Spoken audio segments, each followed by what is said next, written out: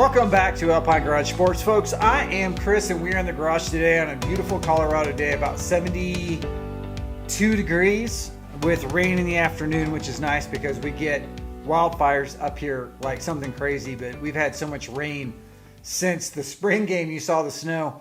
Since then, we've had rain almost every day with the exception of a few days, which has been nice because even though if you were to walk outside right now, you can't see the mountains because of the smoke from the Canada fires. At least our forests are not burning down to the ground, which is nice.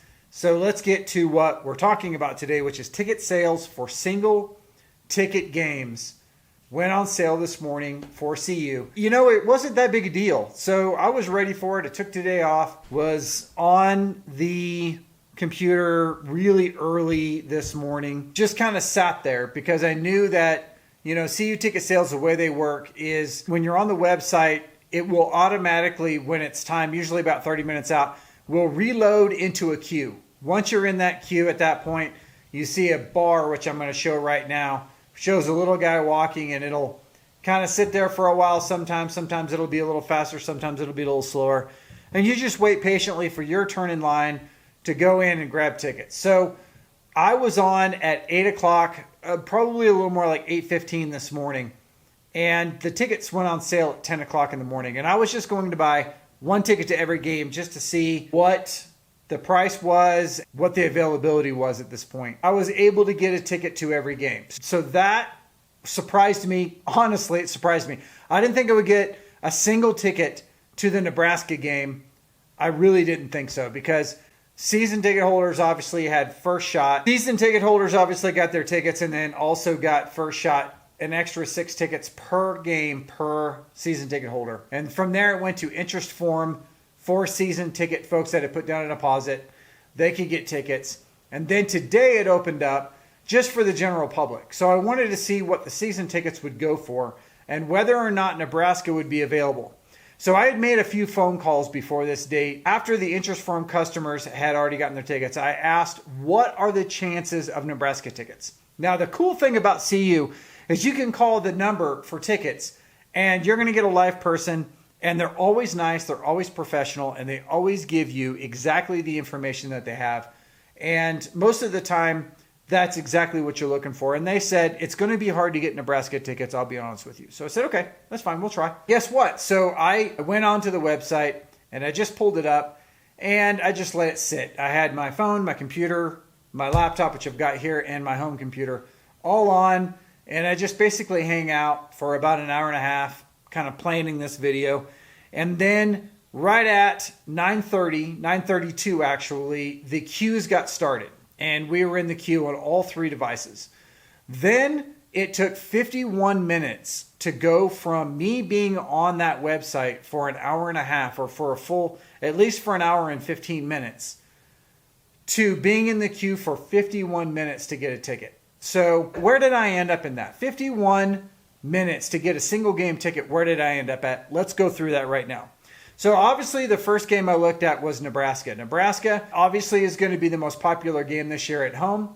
And I was told that it would likely be hard to get a ticket. That was not necessarily the case. Now, tickets started, from what I can guess, at $315. So I did the first option, which was $315, nosebleeds in the 200 section of the south end zone. And nothing. There was nothing left. So I went to the, I think it was $415. Nothing in the south end zone, nothing in the nosebleeds. So then I went to the $460 ticket, and there were some available. Now, I went ahead and I purchased a single game ticket because that's what I'm doing. I'm purchasing a game ticket. And then I went back out, and I went back in again to see if I could get another one, and there were more available. I also went back about an hour later, and there were still some at the $460 price range. But I had to refresh my browser a few times because it kept wanting to push me to $715. But after I refreshed my browser, it went back to $460. So there were still some Nebraska tickets left at that price. Now, is $460 for a quote-unquote nosebleed in the 200 section of the south end zone, is that too high a price to pay for a single game ticket for a CU game? I'm going to answer that question at the end of this video because I answered that question for myself. So then I started going down the line. I hit the next and the next and the next. CSU. So then I went to CSU. Now the CSU tickets were going for $175. To me, that seemed a little bit high for a CSU game, but I understand because it's a home game for CU. That was the lowest price ticket, and it was available. So I purchased it. So I purchased that ticket. The cool thing about this is a rivalry that's been going on for a long time. There's been a lot of years missed.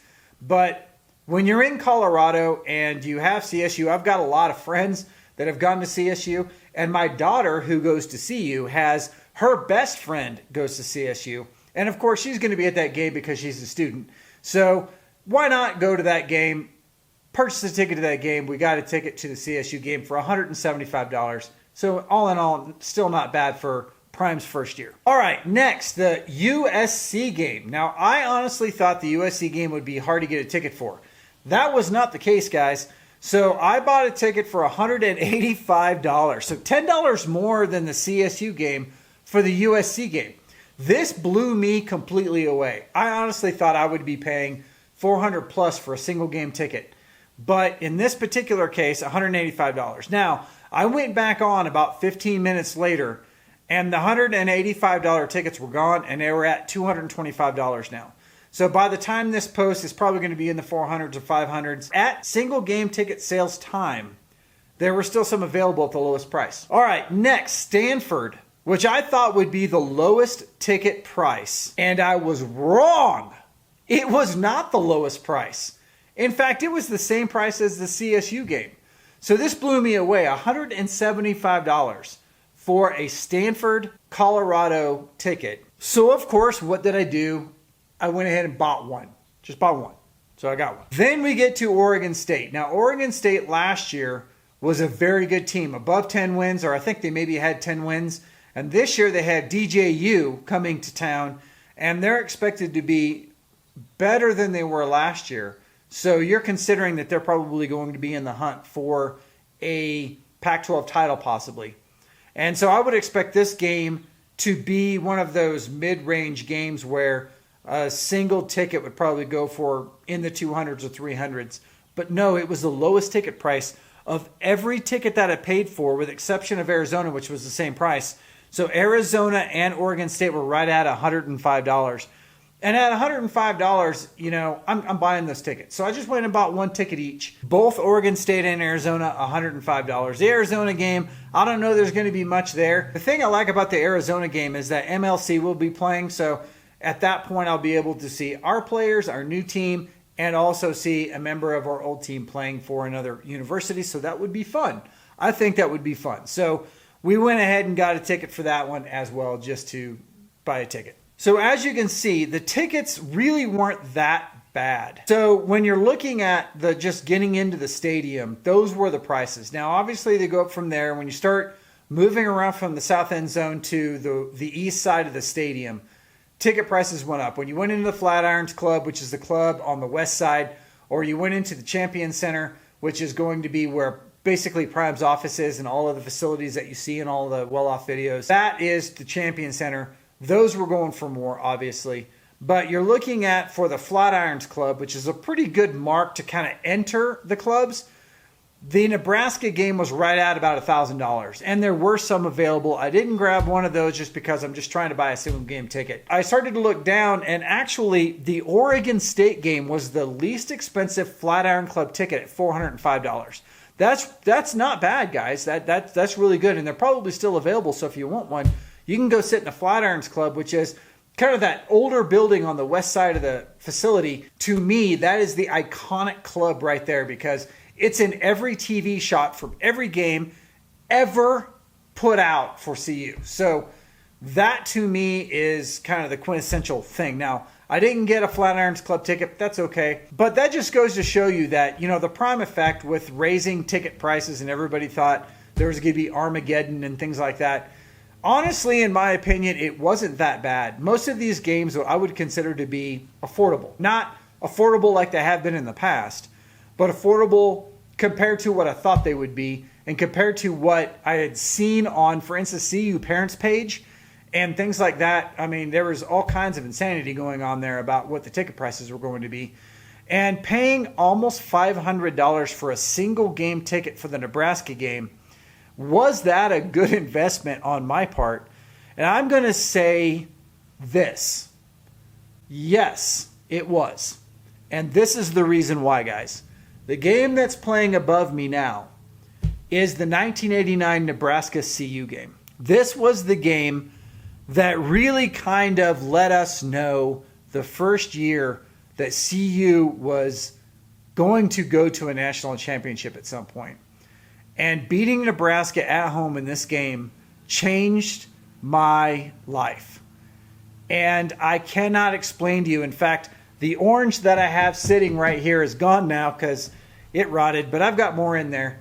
But in any case, I normally have an orange sitting here, and you've noticed that in the videos if you've been paying attention. It is symbolic of this specific game, of the Nebraska-Colorado game from 1989. For me, specifically, there hasn't been a Nebraska game in history that meant this much compared to this year. There's obviously been a lot of notable Nebraska games, but this year is different.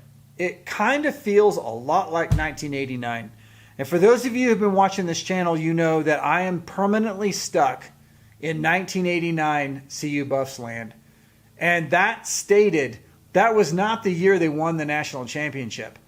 The 1990 national championship year is not my favorite year. It's not. It's 1989. We were pure then. We had gone through fire early in that year to get where we were going. And we had been building up to this point for a long time.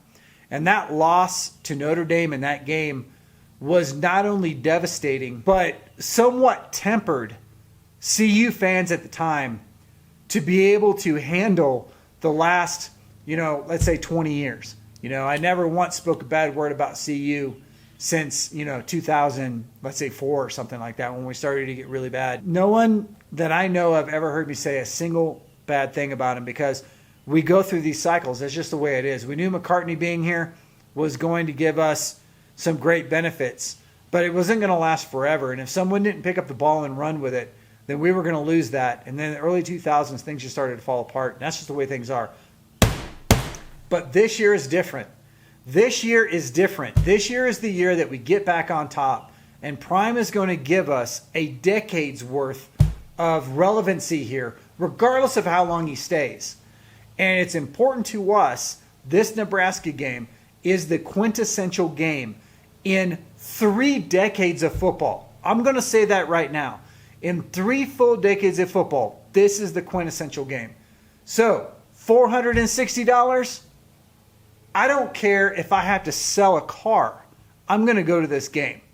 And I just wanted to let you guys know that. It's fun as heck talking to you guys. I'm sorry I've been gone for so long. I appreciate y'all hanging. Let me know down in the comments, what do you think of these ticket prices? Would you pay them if you were in Colorado? And also specifically, $460 for a Nebraska ticket. Would you pay that if you could come and not have to pay additional fees like flights and hotels and food and all that other stuff? If you could just go to the game, would you pay $460 right now? That's what I want to know. So that's a wrap from Alpine Garage Sports, guys. Thanks for hanging out with me. We will see you in the next video. If you haven't already heard, tickets are still available.